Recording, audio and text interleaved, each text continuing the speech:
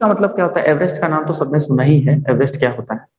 Everest के बारे में सब जानते ही हैं, ठीक है। लेकिन यहाँ पर खास करके एवरेस्ट जो है वो सबसे ऊंची चोटी है हिमालय की, और उस पर चढ़ने के लिए, यानी अगर हम उस पर चढ़ाई करें तो उसकी क्या क्या चुनौतियां हैं, कौन कौन सी परेशानियां हैं और हमें क्या क्या परेशानी झेलनी पड़ सकती है, उन परेशानियों को यहाँ पर जो है मेजर हरिपाल सिंह अहलूवालिया ने यहाँ दर्शाया है। और मान लीजिए किसी को हो सकता है अभी से रुचि हो कि हाँ आगे चलकर हम लोग भी क्या करेंगे, आगे बढ़ेंगे, कभी हम भी एवरेस्ट की चुनौती को स्वीकार करेंगे, अर्थात एवरेस्ट में चढ़ाई करेंगे, तो आपको पता चलेगा किस तरह से क्या क्या परेशानियां आ सकती हैं।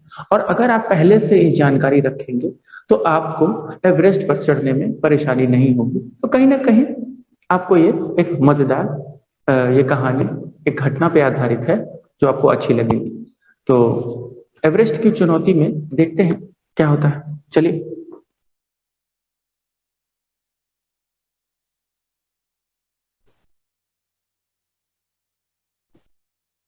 तो ये रहा आपके सामने एवरेस्ट की चुनौती, ठीक है। अब इस एवरेस्ट की चुनौती में खास करके कौन कौन सी चुनौतियां थी हम उस पर विचार करेंगे, ठीक है ना। तो देखिए एवरेस्ट की चुनौती, तो सबसे पहले बताइए कौन पढ़ना चाहेगा? कोई? रुचि, सबसे पहले रुचि ने हाथ उठाया है। तो एक काम करते हैं, रुचि आप अनम्यूट हो जाइए, रुक जाइए। सबसे पहले तो यहाँ पे हंसिका का नाम दिख रहा है मुझे, तो हंसिका आप अनम्यूट हो जाइए, सबसे पहले आप पढ़िए। Yes sir. चलिए शुरू करिए। Yes sir. एवरेस्ट की चुनौती। एवरेस्ट संसार का सबसे ऊंचा पर्वत शिखर है। यह समुद्र से 8,848 मीटर लगभग 9 किलोमीटर ऊंचा है। इसके उत्तर में तिब्बत है तथा दक्षिण में नेपाल है। तिब्बती इसे चौमोलुंगमा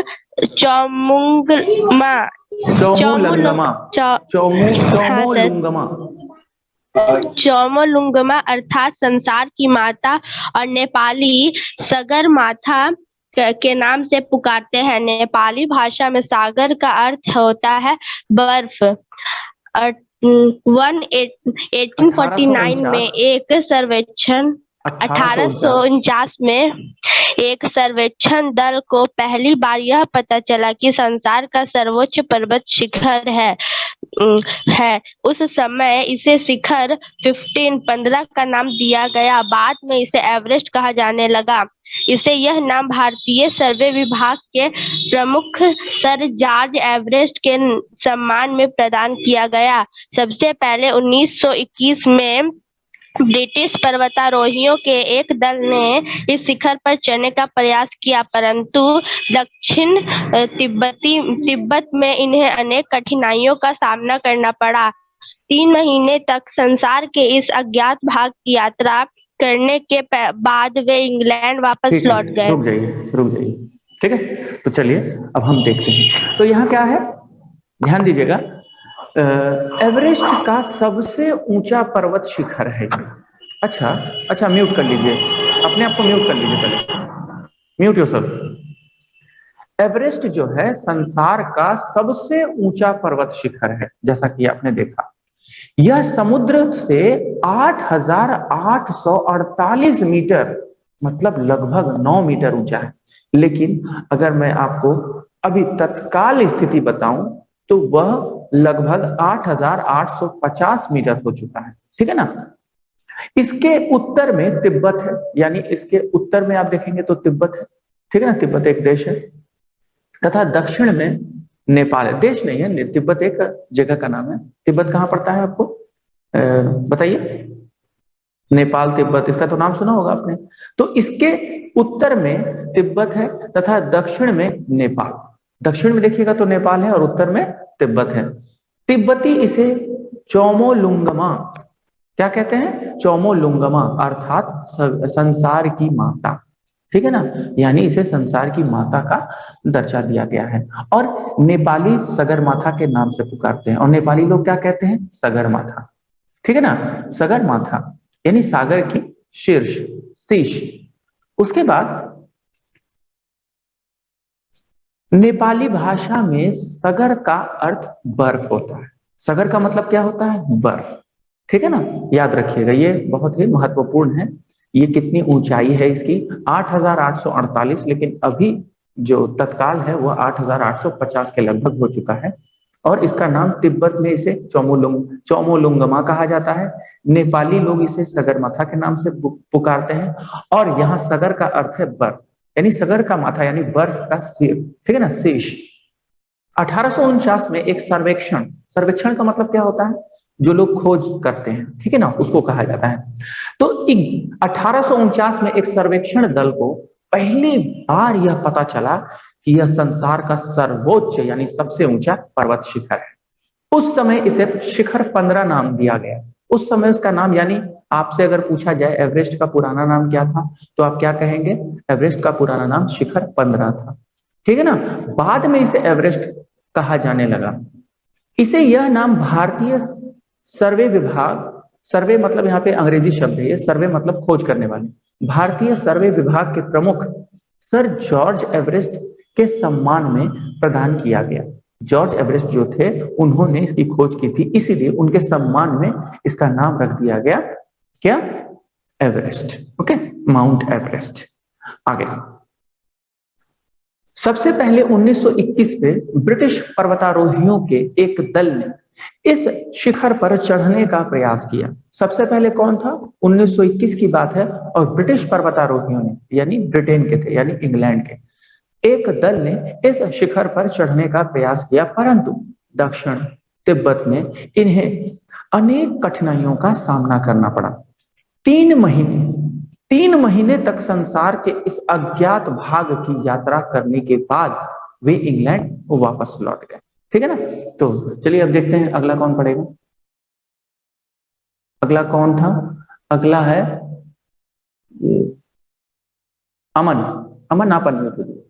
चलिए अब आप पढ़िए।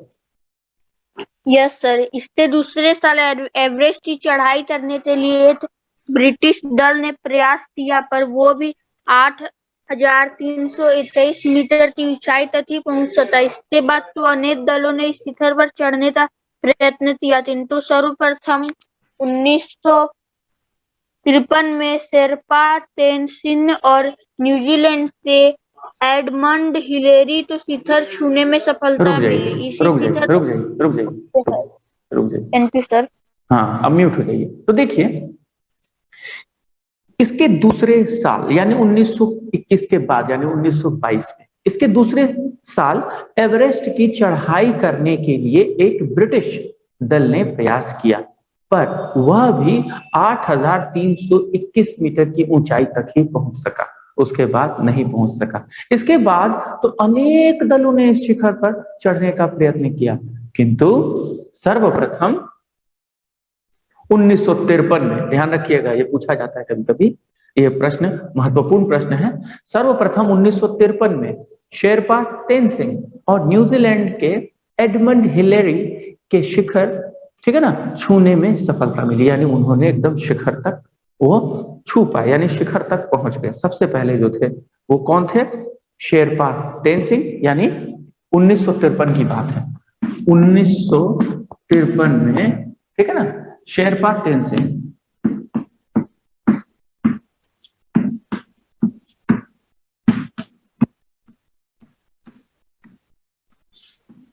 शेरपा तेनसिंग, ठीक, और कौन थे? Edmund Hillary.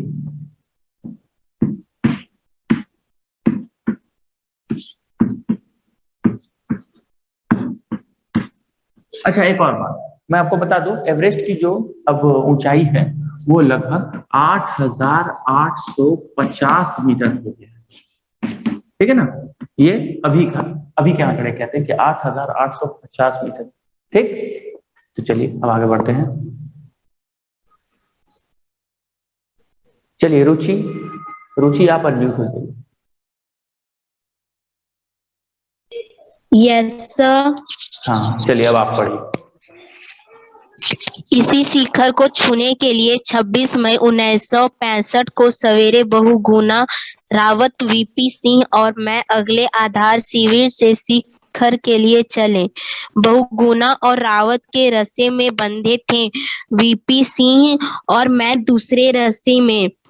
हमारे साथ सहायता के लिए 12 शेरपा थे। जब हम कैंप 4 में पर पहुंचे, सूरज डूब रहा रुक था। जाइए मैं यहाँ पर मैं कौन है बताइए तो। यहाँ उन्होंने लिखा है ना, इसी शिखर को छूने के लिए 26 मई 1965 को सवेरे बहुगुणा, रावत, वीपी सिंह और मैं। यहाँ मैं कौन है?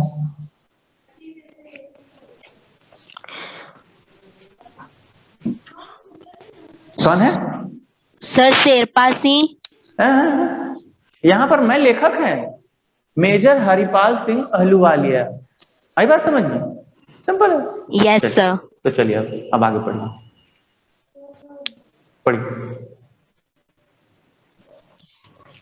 मैं सारी रात करीब करीब जागता ही रहा, क्योंकि मैं जानता था कि सोते समय अगर मैंने करवट ली तो तंबू लुढ़ककर 3000 फीट नीचे जा गिरेगा। स्थान भाव के कारण सभी तंबू एक पात में, यस सर, कि एक पात में लगाए गए थे। सवेरे हम लोग ऑक्सीजन लगाए, 10:15 बजे निकले। वहां सख्त काली चट्टानें थी या पत्थर के बड़े बड़े टुकड़े थे। उन पर चलना बहुत मुश्किल और थकाने वाला था। ठंडी हवाएं हमसे टकरा रही थी। रुक जाइए। तो चलिए अब मैं इसको जरा समझा देता हूँ, ध्यान दीजिएगा। सबसे पहले इस शिखर को छूने के लिए 26 मई 1965 को सवेरे बहुगुणा, रावत, वीपी सिंह और मैं, यानी बहुगुणा थे, रावत जी थे, वीपी सिंह थे, म्यूट कर लीजिए अपने आप को, और मैं अर्थात लेखक मेजर हरिपाल सिंह अहलूवालिया, ठीक है ना। तो ये लोग मिलकर क्या किए, मैं अगले आधार शिखर, आधार मतलब बेस कैंप को कहा जाता है आधार शिविर, सॉरी आधार शिविर मतलब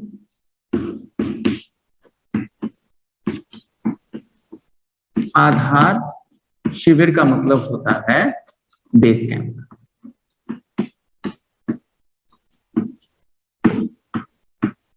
यानी जहां से शुरुआत हो, ठीक है ना, उसको हम बेस कैंप कहते हैं, बेस कैंप। ओके, तो आधार शिविर से शिखर के लिए चले। बहुगुणा और रावत एक रास्ते में बंधे थे। अब आपको पता होगा कि जब हम जरूर आपने देखा होगा, आजकल डिस्कवरी चैनल में भी दिखाता है, मैं आपको नहीं होगा तो जब ये खत्म हो जाएगा तो मैं आपको एक वीडियो दिखाऊंगा जिसमें कैसे चढ़ाई की जाती है उस पर, ठीक है। मैं आपको एक वीडियो, अभी नहीं, पाठ खत्म हो जाने के बाद। तो एक रास्ते में वो लोग बंधे होते हैं और इस तरह से वो चढ़ाई करते हैं, ठीक है ना। तो बहुगुणा और रावत एक रास्ते में बंधे थे, वीपी सिंह और मैं दूसरे रास्ते में। हमारे साथ सहायता के लिए 12 शेरपा थे। शेरपा मतलब क्या होता है जानते हैं? शेरपा मतलब एक तरह से कह सकते हैं गाइड, ठीक है ना। 12 शेरपा थे। जब हम कैंप 4 पर पहुंचे तो सूरज डूब रहा था, ठीक है। अब आगे देखते हैं। तो मैं सारी रात करीब करीब जागता ही रहा, मुझे नींद नहीं आई। ये लेखक कह रहे हैं, यानी मेजर हरिपाल सिंह अहलूवालिया। मैं सारी रात करीब करीब जागता ही रहा, क्योंकि मैं जानता था कि सोते समय और अगर मैंने करवट ली तो तंबू लुढ़क कर 3000 फीट नीचे गिर जाए, यानी उनकी जान जा सकती थी, ठीक है। स्थानाभाव मतलब स्थान के अभाव। स्थानाभाव मतलब क्या होता है? स्थान का अभाव। हाँ,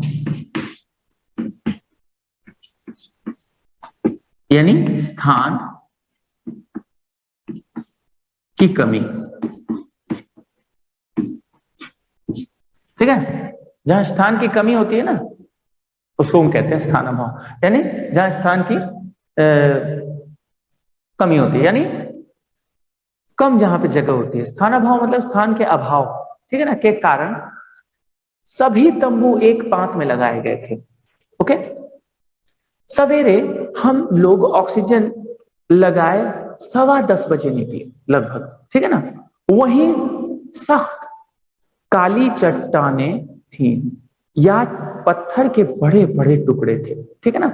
उन पर चलना बहुत मुश्किल और थकाने वाला था, यानी इतना कठिन हो रहा था चढ़ने में। आप लोग राजगीर जरूर गए होंगे, हम लोग यहाँ गया में ही रहते हैं, राजगीर यहाँ से दूर नहीं है, तो राजगीर में भी देखिएगा वहां जहाँ कुंड है वहां से ऊपर चढ़ने में कितनी परेशानी होती है। तो खैर ये तो खैर यहाँ ठंड नहीं है, लेकिन सोचिए ऐसी जगह जहाँ केवल बर्फ ही बर्फ हो और वहां चढ़ने में कितनी परेशानी होती होगी। ठीक है ना, तो हम आगे देखते हैं। तो जब हमें कहा गया हम चलना बहुत मुश्किल और थकाने वाला था, ठंडी हवाएं हमसे टकरा रही थी, यानी एकदम ठंडी ठंडी हवाएं हमसे टकरा रही थी। अब चलिए आगे देखते हैं कौन पड़ेगा, आगे कौन थे। चलिए ये कृति, उसके बाद अदिति का। चलिए अदिति आप ही पढ़िए, आपका ही नाम, अनम्यूट हो जाइए अदिति, अनम्यूट हो जाइए।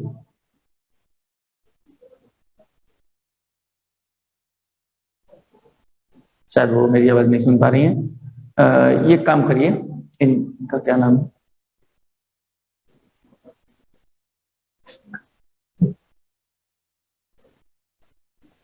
कौन था? यस सर, हो गया सर। अच्छा आपको देर से आवाज आई, अच्छा कोई बात नहीं, चलिए फिर। नो सर, नहीं हो रहा था पहले। जब अच्छा। हमें अपने तंबू दूर से फहराते दिखाई दिए तो हमारी जान में जान आई। शाम होने तक हम वहां पहुंच गए। यही स्विस, ब्रिटिश और अमेरिकी अभियानों के पुराने तंबू भी थे और उन पर तभी का कूड़ा कचरा भी जमा दिखाई दे रहा था। हम इन तंबुओं को आसानी से पहचान गए। हमारी ऑक्सीजन खत्म होती ही जा रही थी, इसीलिए मैं इन तंबुओं में घुस गया और रात में उपयोग करने के लिए उनके कुछ ऑक्सीजन सिलेंडर निकाल लाया। यहाँ वीपीसी बीमार पड़ गए, उनकी जगह फुदो जी हमारे साथ आकर शामिल हो गया। जहाँ मैं यह बात दूं कि इस अंतिम शिविर से आगे हमें रात दिन ऑक्सीजन का इस्तेमाल करना था। रुक जाइए, दूसरे दिन 7 बजे हम आगे शिविर के लिए चले। रुक जाइए, ठीक है ना, अब म्यूट हो जाइए। जब हमें अपने तंबू मतलब टेंट, ठीक है ना, तंबू का मतलब क्या है, तंबू को कहते हैं टेंट। आदित्य म्यूट हो जाइए, ठीक है। अब आगे देखिए, मैं सारी रात, ठीक है ना, हाँ नहीं, जब हमें अपने तंबू दूर से फहराते दिखाई दिए तो हमारी जान में जान आई कि चलो भाई सब ठीक है, ठीक है ना। शाम होने तक हम वहां पहुंच गए। यहाँ स्विस, ब्रिटिश, स्विस मतलब क्या होता है, स्विट्जरलैंड, ठीक है ना, ब्रिटिश और अमेरिकी अभियानों के पुराने तंबू भी थे, यानी जो पहले लोग आ चुके थे उनके भी तंबू हमें यानी टेंट दिखाई दे रहे थे। और उन पर तभी का कूड़ा कचरा भी जमा दिखाई दे रहा था। यानी वो लोग जो आए हुए थे, पहले से जो लोग आए हुए थे, उन लोगों ने जो कचरा फैलाया था वो भी हमें दिखाई दे रहा था। हम इन तंबुओं को आसानी से पहचान गए, ठीक है ना। हमारी ऑक्सीजन खत्म होती जा रही थी, इसलिए मैं इन तंबुओं में घुस गया और रात में उपयोग करने के लिए उनके कुछ ऑक्सीजन सिलेंडर निकाल लाया। यहाँ कौन कौन थे, वीपी सिंह बीमार पड़ गए। अब इसी जगह पर वीपी सिंह की तबीयत खराब हो गई, उनकी जगह फूदोरजी हमारे साथ आकर शामिल हो गया। यहाँ मैं यह बता दूं कि इस अंतिम शिविर से आगे हमें रात दिन ऑक्सीजन का इस्तेमाल करना था। यानी जैसे जैसे हम लोग ऊपर की ओर जाते हैं ना, तो हवा का जो घनत्व है यानी डेंसिटी है वो लो होता जाता है, जिस वजह से हमें जितनी ऑक्सीजन की जरूरत हो, मैंने चाहिए, उतनी ऑक्सीजन मिल नहीं पाती, जिससे हमारी सांसें फूलने लगती है। इसलिए हमें एक अलग से ऑक्सीजन सिलेंडर की जरूरत पड़ती है और हम उसे लगाकर उसके बाद हम चढ़ाई करते हैं। और अगर ऐसा न हो तो हमें कठिनाई होगी, हो सकता है हमारी मृत्यु भी हो जाए, ठीक है ना। इसीलिए ऑक्सीजन सिलेंडर का होना बहुत जरूरी है। मैं आपको ये समझा दूं, जैसे मान लीजिए ना, यहीं पे देखते हैं, जैसे मान लीजिए पृथ्वी है, ठीक है ना। अब ये पृथ्वी का सतह है। अब इससे हम जैसे जैसे ऊपर उठते हैं ना, यानी हम अगर इसकी बात करें, इससे जैसे जैसे ऊपर उठते हैं ना, तो हवा की परत यानी घनत्व देखिए, जैसे मैं यहाँ पे 2 बॉक्स बना, एक ये बॉक्स एक ये बॉक्स, ठीक है। इसमें मैंने 4 बिंदु लिए, ठीक है, और इसमें बनाता हूं 1 2 3 4 ऐसे बहुत सारे। तो जहां हम रहते हैं यानी हमारा जो स्तर है, हम जिस सतह पे रहते हैं उसका घनत्व मान लीजिए ये है, और जैसे ही हम ऊपर जाते हैं तो उसका घनत्व कम हो जाता है, डेंसिटी जिसको कहते हैं लो हो जाना, जिसकी वजह से हमें ऑक्सीजन ठीक से मिल नहीं पाती है। तो हम क्या करते हैं, ऑक्सीजन सिलेंडर हमें लेकर जाना पड़ता है। तो चलिए आगे देखते हैं। अब आगे हमारे बीच हैं कृति कुमारी, आप अनम्यूट हो जाइए। कृति अनम्यूट हो सब। Yes sir. चलिए अब आप पढ़िए। दूसरे दिन 7:30 बजे। जस्ट वेट पढ़िए। दूसरे दिन 7:30 बजे सुबह हमें आखिरी शिविर के लिए चले। अब मेरे साथ मेरे रस्से में फूदोरजी बंधा हुआ था। हमारे पीछे रावत, बहुगुणा और 7 शेरपा थे। हम जैसे जैसे आगे बढ़ते जाते थे हवाएं तेज होती जाती थी। 11:30 बजे हम इस पहाड़ी के उस हिस्से पर पहुंच गए जहां ढाल जरा कम था। 8,512 मीटर की ऊंचाई पर यह हमारा अंतिम शिविर था। इस शिविर के आगे 450 मीटर लंबी एक पहाड़ी थी। यह पहाड़ी बहुत सक्रिय और तीखी है और इसके दोनों ओर गहरे ढाल हैं। इसके दाहिनी तरफ बर्फ का एक बड़ा सा टुकड़ा निकला हुआ है। हमें इस बर्फ के से सतर्क रहना होता था क्योंकि इस पर पैर पड़ते ही यह टूटकर गिर सकती थी। रुक जाइए। अब जरा ध्यान दीजिए। तो देखिए अब क्या हुआ, दूसरे दिन 7:30 बजे सुबह हम आखिरी शिविर के लिए चले। अब देखिए शिविर का मतलब क्या होता है, पहले ये समझिए। शिविर का मतलब होता है ठहरने का स्थान, ठीक है ना। अब हम लगातार नहीं जा सकते, इसीलिए हमें जगह जगह पर शिविर मिलता जाता है ताकि हम कुछ आराम कर सके और आराम करने के बाद फिर आगे बढ़े।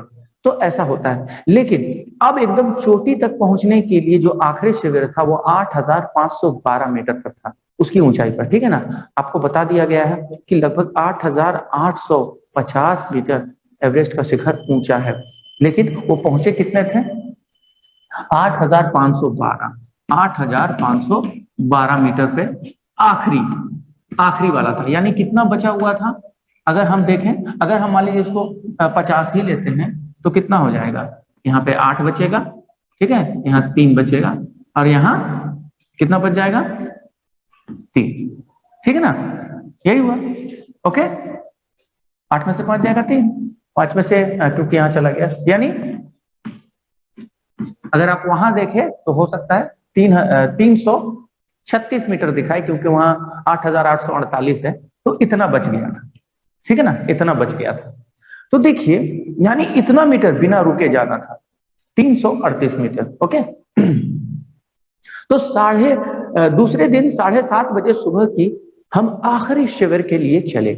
अब मेरे साथ मेरे रस्ते में फूदोरजी बंधा हुआ था, ठीक है ना, और हमारे पीछे रावत, बहुगुणा और 7 शेरपा थे। यानी हम जैसे जैसे आगे बढ़ते जाते थे हवाएं तेज होती जाती थी, जैसे जैसे ऊपर जाइएगा ना हवा बहुत और ज्यादा तेज चलती है। 11:30 बजे हम इस पहाड़ी के उस हिस्से पर पहुंच गए जहां ढाल जरा कम था, ठीक है ना। यानी ये जो ढाल होता है ना, जैसे मान लीजिए ये अगर मैं यही दिखाऊं तो ये देखिए पहाड़ है, ठीक है, ये पहाड़ है। तो यहाँ देखिए इसमें जो एलिवेशन है यानी इसका ढाल कम है, लेकिन यहाँ ढाल ज्यादा है, ठीक है ना। यहाँ देखिए ज्यादा है और यहाँ अगर देखिए ढाल तो उतना ज्यादा नहीं है, कम है। तो यहाँ पर जो है जहां वो पहुंचे थे उसका ढाल एकदम घटता चला गया था, कम हो गया था, ठीक है ना। तो 11:30 बजे हम इस पहाड़ी के उस हिस्से पर पहुंच गए जहां ढाल जरा कम था। 8,512 मीटर की ऊंचाई पर यह हमारा आखिरी यानी अंतिम शिविर था, ठीक है ना। इस शिविर से आगे 450 मीटर लंबी एक पहाड़ी थी, 450 मीटर पहाड़ को पार करना था, ठीक है ना। 450 मीटर लंबी पहाड़ी थी। उसके बाद क्या हुआ, यह पहाड़ी बहुत संकरी, संकरी माने एकदम पतली, ठीक है ना, पतली को कहते हैं, और तीखी, एकदम नुकीली, ठीक है ना। उसके बाद और इसके दोनों ओर गहरे ढाल हैं, ठीक है ना, एकदम गहरा ढाल, अगर जरा भी गलती सीधे नीचे, यानी जान से हाथ धो बैठना। इसके दाहिने तरफ बर्फ का एक बड़ा सा टुकड़ा निकला हुआ है। हमें इस बर्फ में क्या करना है, बर्फ से सतर्क रहना होता है। पता है क्यों? क्योंकि इस पर पैर पड़ते ही यह टूट कर गिर सकती है, यानी अगर उस पर पैर पड़ता तो सीधे नीचे गिर जाते, इसीलिए काफी एहतियात बरत के उसके बाद हमें आगे बढ़ना था, ठीक है ना। तो एक काम करते हैं, अब मैं आप लोगों के प्रश्नों को ले लेता हूं। तो बताइए, जिनको भी प्रश्न करना है वो हाथ उठाएं।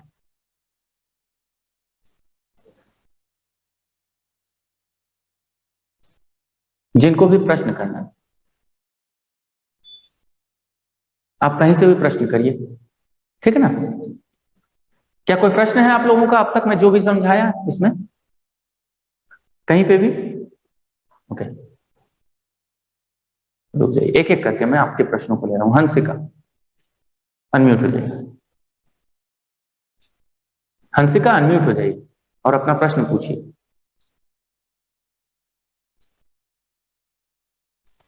सर हैंड रेस पहले से था, लोअर करना भूल गए थे। अच्छा, कोई बात नहीं, चलिए नेक्स्ट कौन है? अदिति, आपको कोई प्रश्न करना है? अदिति? नो सर, वो पहले से रीडिंग देने वाला ओके, हैंड रेस। अच्छा, प्रिय रंजन, अनम्यूट हो जाइए। प्रिय रंजन, आपको कोई प्रश्न करना है? नो सर, वो रीडिंग दे रहे हैं। ओके ओके, चलिए ठीक है। तो अगले दिन जो प्रियांशु से हम लोग शुरू करेंगे रीडिंग, ठीक है ना। तो चलिए हम तब इसको स्टॉप करता हूं, आज हम लोग यहीं तक रहने देंगे, ठीक है। तो आप लोगों ने देखा किस तरह से, आप लोगों ने क्या देखा? आप लोगों ने यहां देखा और समझा कि किस तरह से जो है एवरेस्ट की चुनौतियां हैं हमारे सामने, और अगर एवरेस्ट पे चढ़ाई करना है तो कितना कठिन होता है। हालांकि वैसा कोई कठिन नहीं है, हम जब चाहें तब इस कठिनाई को पार कर सकते हैं, इस कठिनाई को हम खत्म कर सकते हैं, लेकिन हमें उसको जानना पड़ेगा। तो यहाँ एवरेस्ट की चुनौती हमें यही बताता है कि जो कौन कौन सी चुनौतियां आती है हमारे बीच, ठीक है ना। हमारे बीच कौन कौन सी चुनौतियां हैं ये इसको बताता है। हमारे बीच कौन कौन सी चुनौतियां एवरेस्ट पर चढ़ने की। तो यहाँ पर मेजर हरिपाल सिंह अहलूवालिया क्या कहते हैं कि हम लोग यदि सबसे किस तरह से एवरेस्ट में चढ़ेंगे या उस पर चढ़ेंगे तो कौन कौन सी परेशानियां आएंगी, आपको पता है? बताइए एवरेस्ट की। अच्छा, मैं आप लोग को सबसे पहले अनम्यूट का ऑप्शन बताइए। तो एवरेस्ट की ऊंचाई कितनी है बताइए? सर 8,850। बिल्कुल, आप अगर 8,850 लिखते हैं या 8,848 लिखते हैं, ये दोनों को ही सही माना जाएगा, लेकिन अगर आप 8,812 बेहतर रहेगा, ठीक है ना। और सबसे पहले कौन चढ़ा था, बोलिए? सबसे पहले कौन चढ़ा? सर स्वच्छंद दल चढ़े थे पहली बार। सर्वेक्षण दल। बिल्कुल सही। तो 1953 में सबसे पहले शेरपा तेनसिंह, ठीक है ना, और एडमंड हिलेरी चढ़े, ठीक है ना। तो ये बात समझ। तो एक काम करते हैं, ठीक है। तो आज के लिए हम इतने, अगली कक्षा में हम जारी रखेंगे, ठीक है ना। ठीक है, फिर सबको नमस्कार।